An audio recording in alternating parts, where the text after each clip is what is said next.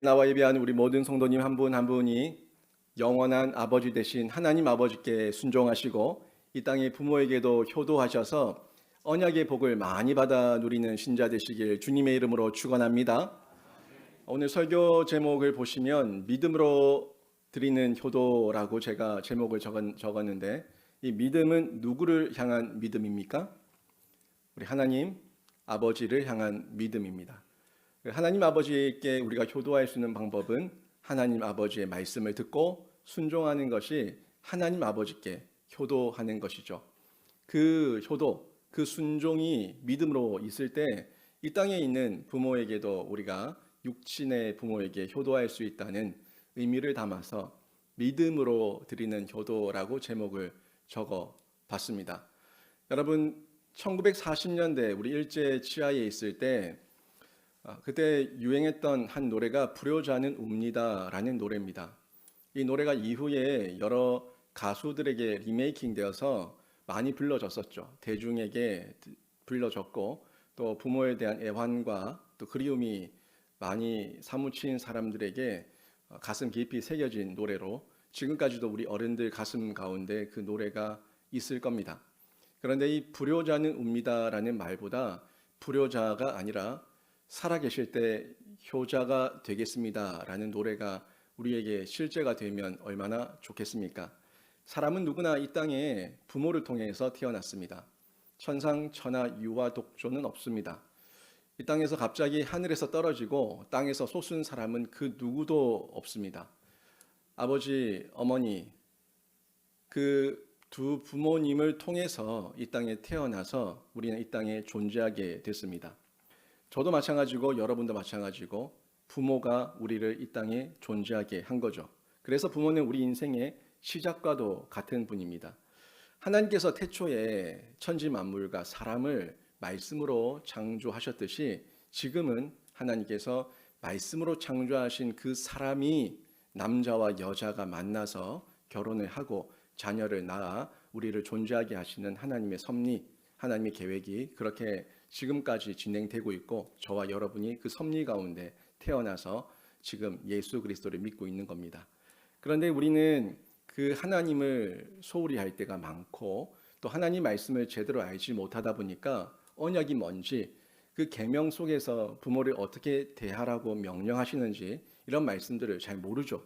그래서 부모님이 살아 계실 때는 하나님 부모에게 받는 그 사랑을 너무나 당연하게 여기고 있어요. 마치 이게 너무나 비슷한데 하나님께 받는 일반 은총의 은혜가 우리에게 너무나 당연하게 여겨지듯이 부모가 우리에게 일반적으로 해주시는 사랑은 당연한 것으로 여긴다는 거죠. 하지만 부모가 돼 보면은 그 한 아이를 키우고 그 아이를 공부시키고 결혼시키는 것이 얼마나 고되고 힘든 일인가 하는 걸 알게 되죠. 이게 그 아이에게는 일반적인 일인지 모르겠지만 그 부모에게는 얼마나 많은 대가와 희생을 치르면서 그 아이에게 쏟아 부어야 되는가 하는 부분을 부모가 돼 보면 그제서야 조금이나 알게 됩니다. 그리고 우리는 또 부모를 볼 때는 내리사랑이라고 해서 그런지 모르겠지만 내 자녀에게 그렇게 흘려보내는 거에 대해서는 아깝지 않지만 내 부모에게 올려드리는 사랑에 대해서는 왜 그렇게 인색한지 모르겠어요. 그렇게 인색해서 살기 바쁘다고 힘들다고 내 새끼 먼저 키워야 된다고 그렇게 이런저런 핑계를 대며 내 자녀에게 마음을 쏟다 보면 어느새 부모님은 연로하시고 어느새 이 땅을 떠날 때가 많이 있습니다. 그리고 정작 떠나신 후에야 후회를 할 때가 많이 있죠. 더 잘할 걸, 더 이해할 걸, 더 사랑할 걸, 더 따뜻하게 말할 걸, 껄껄껄거리면서 껄껄거리고 울잖아요. 이게 우리 인생이에요. 효도는 사후의 눈물이 아니라 생전의 순종이 되어야 합니다. 지옥 가서 하나님께 순종할 걸, 그때 헌신할 걸, 그때 교회 갈 걸 해본들 늦었어요. 그래서 순종도 신자로서 내가 살아 생전에 믿음 가지고 헌신 순종 봉사하는 것이고 주님 높여드리는 거예요. 마찬가지죠. 우리 부모를 대할 때도 살아 생전에 부모에게 효도할 수 있는 사람이 하나님께 언약의 복을 받는 사람입니다.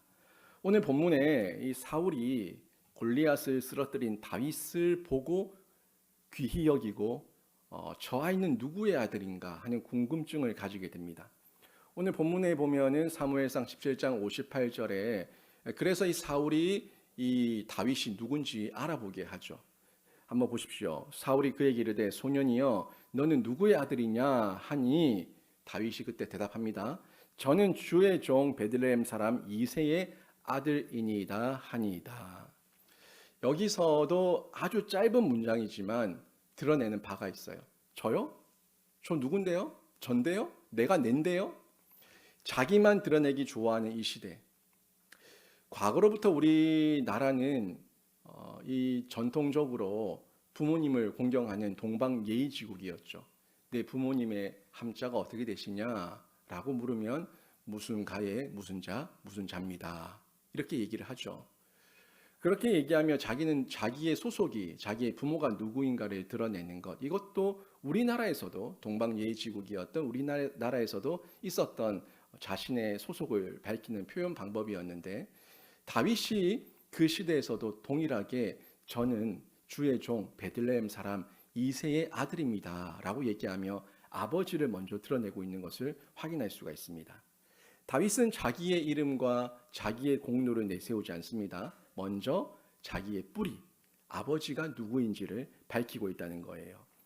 여기서 우리가 보는 것이 효도의 중요성을 보게 되는데, 오늘 모습을 보면서 다윗이 참 특별한 사람이었구나, 다윗이 좋은 왕으로서만 유명한 사람이 아니라 떡잎부터 알아볼 수 있는, 그러니까 하나님의 언약을 복을 받을 만한 그런 그릇이었구나. 그래서 하나님께서 다윗을 높이 들으셔서 한 나라의 왕이 되게 하시고 예수 그리스도의 이 선조가 되게 하시는 복을 주셨구나 하는 부분을 확인할 수가 있는데, 베들레헴 사람 이새의 아들 다윗이니이다 라고 말하는 이 다윗의 모습을 오늘 본문을 함께 보는 중에 여러분 많이 깨달으시고, 여러분도 이 효도의 모델이 되는 다윗처럼 하나님의 복을 받아 누리시길 주님의 이름으로 축원합니다.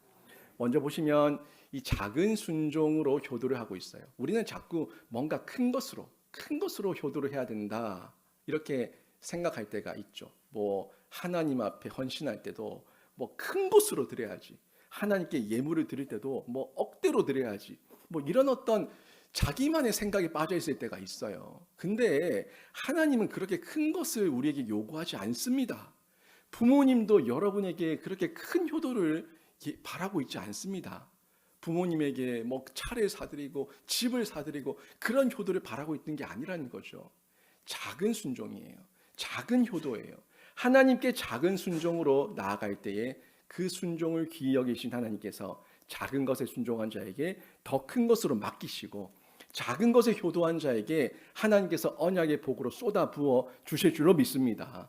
오늘 이 효도에 대해서, 효도는 정말 말이 아니라 삶이라는 것을 다윗을 통해 보게 되는데요.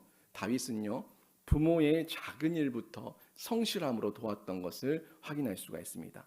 오늘 본문은 아니지만 오늘 본문 앞에 나오는 사무엘상 16장 11절에 보면은 다윗이 어떻게 부모를 작은 일로 섬겼는가 확인할 수가 있는데요. 보십시오. 사무엘이 이새에게 이르되 내 아들들이 다 여기 있느냐? 이새가 이르되 아직 막내가 남았는데 그는 양을 지키나이다 하니라. 지금 이새의 직업은 양치기였어요. 양을 키우는 그런 업을 하고 있었습니다. 그런데 이 양을 치는 일이 고된 일이에요. 그러다 보니 형들은 이 핑계 저 핑계로 집에 가 있고, 마지막에 그 막내였던 다윗만 남아서 형들이 없는 그 자리에서 형들의 목까지 몽땅 다 껴안고 그 일을 감당하고 있었던 겁니다. 막내 아들 다윗이 들에서 양을 지키고 있었어요.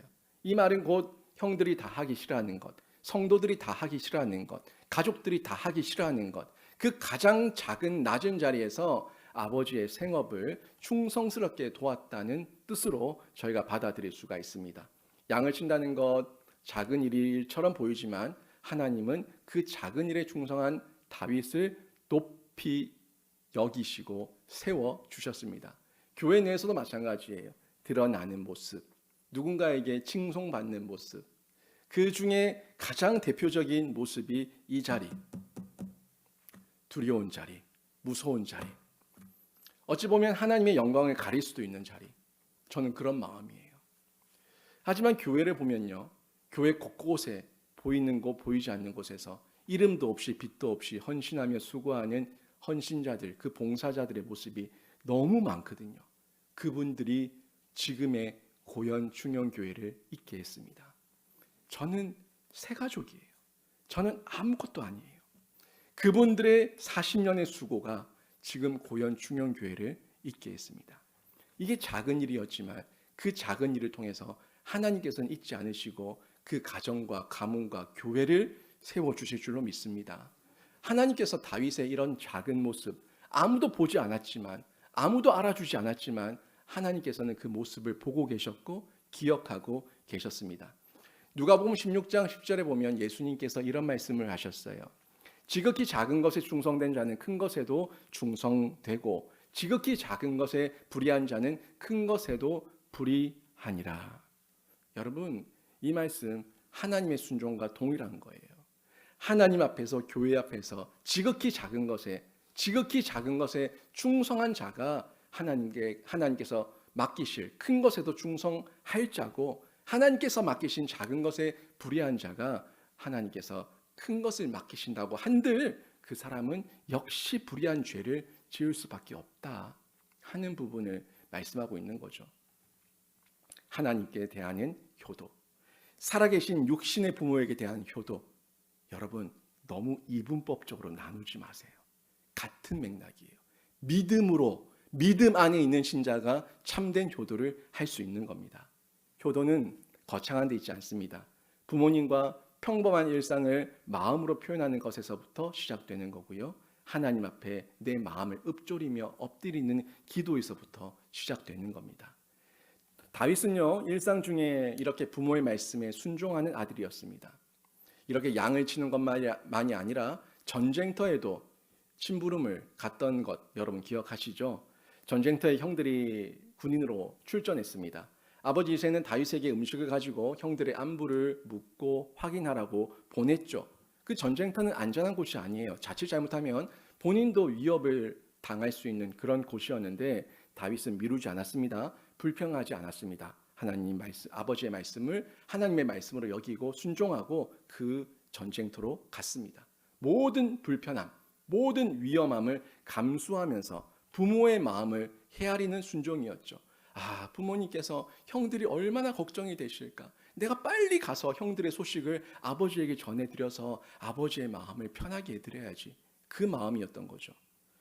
그리고 다윗은요, 자신이 지위가 높아지고 난 이후에 여러 외세로부터 공격을 당할 때, 사울의 핍박을 받으며 도망자가 되었을 때, 그때도 부모를 안전하게 돌봤던 사람이 다윗입니다. 사울이 다윗을 죽이려고 하던 그때에 부모를 외면하지 않았습니다. 사무엘상 22장 4절에 보면 이런 말씀이 나옵니다. 다윗이 부모를 인도하여 모압 왕 앞에 나아갔더니 그들은 다윗이 요새에 있을 동안에 모압 왕과 함께 있었더라.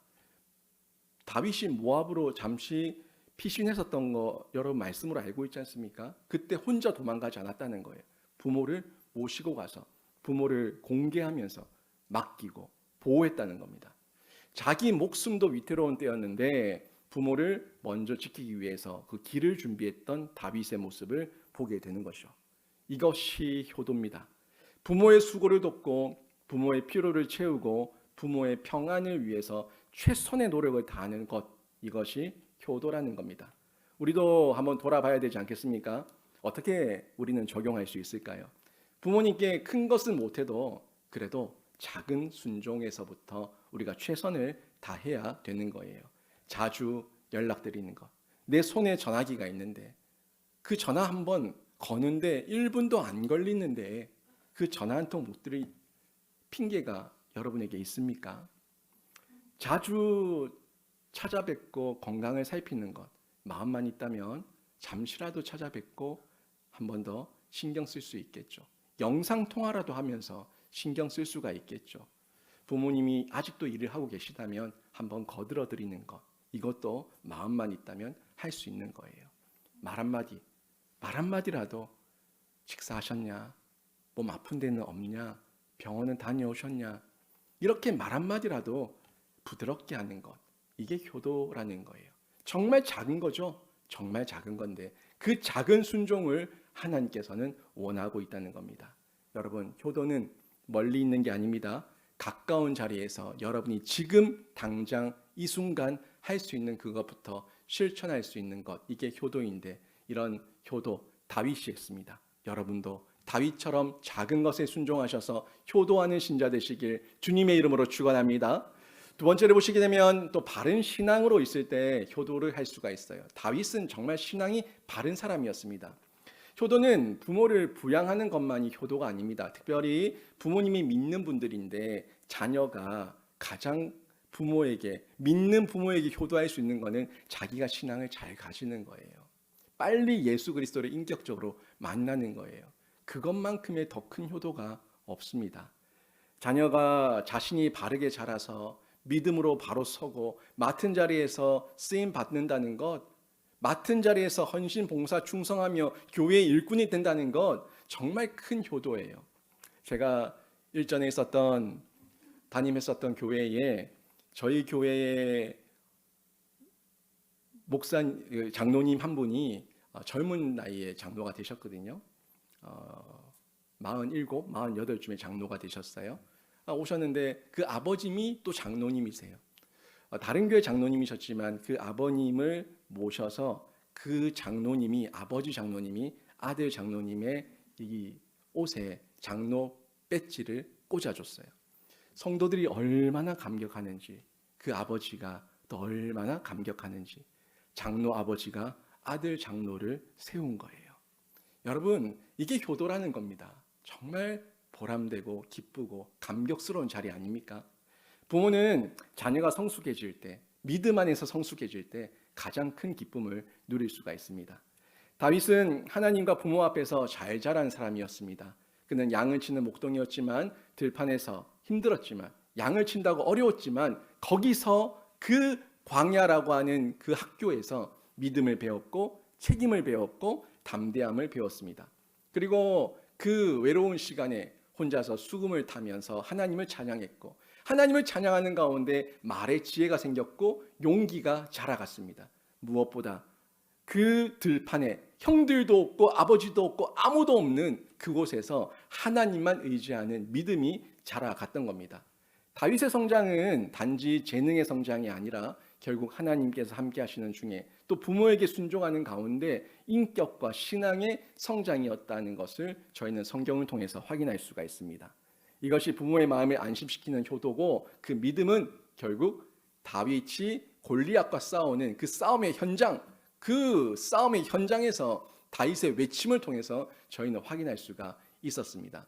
사무엘상 17장 45절, 여러분 너무나 잘 아는 말씀 아닙니까? 다윗이 블레셋 사람에게 이르되 너는 칼과 창과 단창으로 내게 나오거니와 나는 만군의 여호와 이름 곧 내가 모욕하는 이스라엘 군대의 하나님의 이름으로 내게 나아가노라.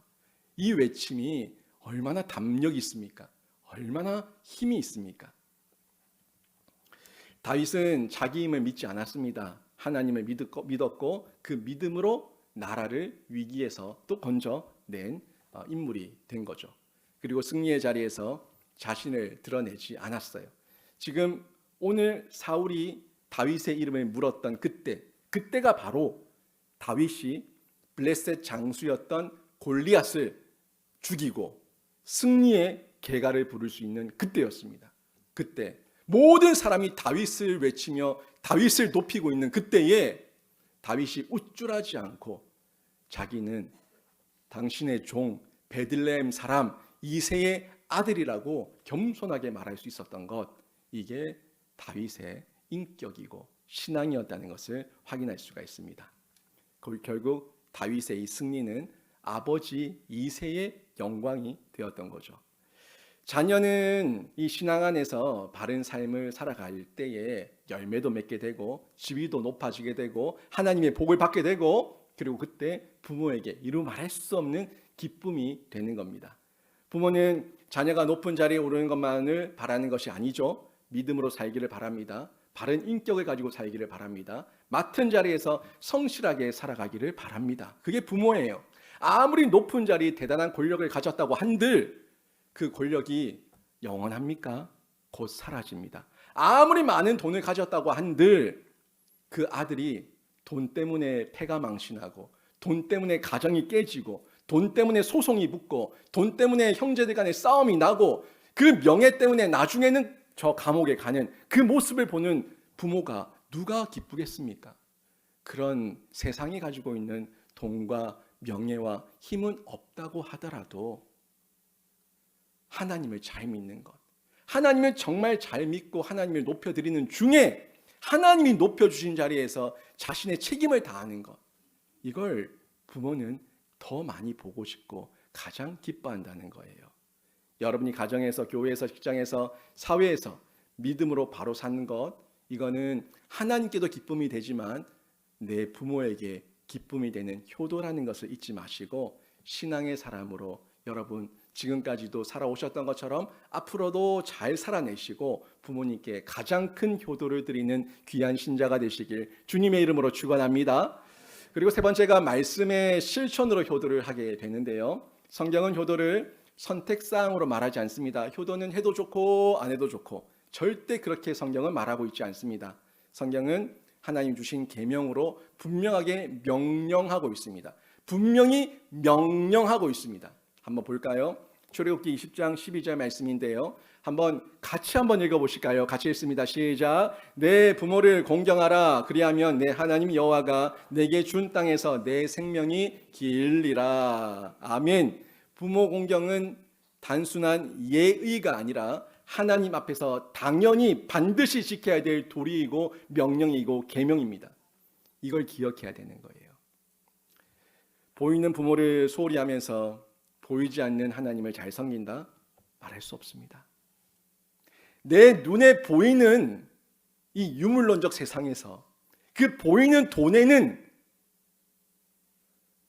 내가 무너지고 유혹당하고 미혹당하고 거기에 타협하고 있는데 보이지 않는 하나님, 모든 천지 만물을 주관하시는 하나님, 모든 주권자 하나님, 부와 귀의 주권자 되신 그 하나님은 안 보이니까 안 믿는다고 말하면서 보이는 이 부모에게는 효도하지 못하면서 보이지 않는 하나님에게는 효도하겠다?